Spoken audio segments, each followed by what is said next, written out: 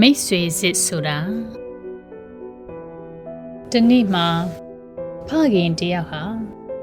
အသားတုံးတွေအများကြီးဝယ်ယူလာပြီးတော့အိမ်ပြန်လာပါတယ်အိမ်ပြန်ရောက်တော့သူကဝမ်းသာအားရနဲ့သမီးဖြစ်သူကိုဒီလိုပြောပါတယ်သမီးရေရွာထဲကလူတွေကိုလိုက်ဖိတ်လိုက်အဖေဒီမှာအသားတွေအများကြီးပဲกินစားဖို့ဝယ်လာတယ်အားလုံးအတူတူလာစားကြပါလို့ပြောလိုက်ချင်နော်အဖေမီးမွေးထားပြီးစောင့်နေမယ်သမီးဖြစ်သူကခေါင်းငိမ့်ပြီးတော့ထထွက်သွားပါတယ်ဒါပေမဲ့ရွာသူရွာသားတွေစီတအိမ်ဝင်တအိမ်ထွက်အသားလာစားဖို့လိုက်မဖိတ်ပဲနဲ့သူကုန်းမြင့်တနေရာကို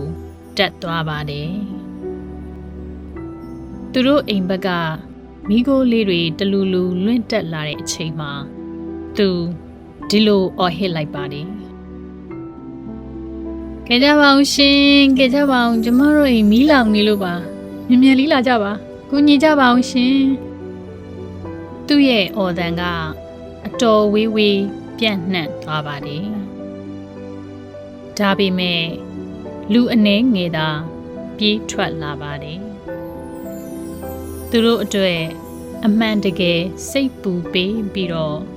ကာယကံမြောက်အကူအညီပေးဖို့ရောက်လာကြတာလူနည်းစုလေးပါပဲအများစုကတော့မတိလိုက်မတိပါတာပဲလစ်လျူရှုနေခဲ့ကြပါလေသူမအဲ့ဒီလူအနှဲငယ်ကိုပဲခေါ်ပြီးတော့ပြန်လာတဲ့အခါဖခင်ဖြစ်သူကဟမ်သမီးဒါပဲလား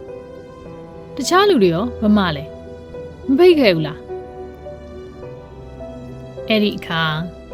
သမီးဖြစ်သူကတီငိမ့်ငိမ့်ပဲဒီလိုပြန်ဖြေပါတယ်အဖေ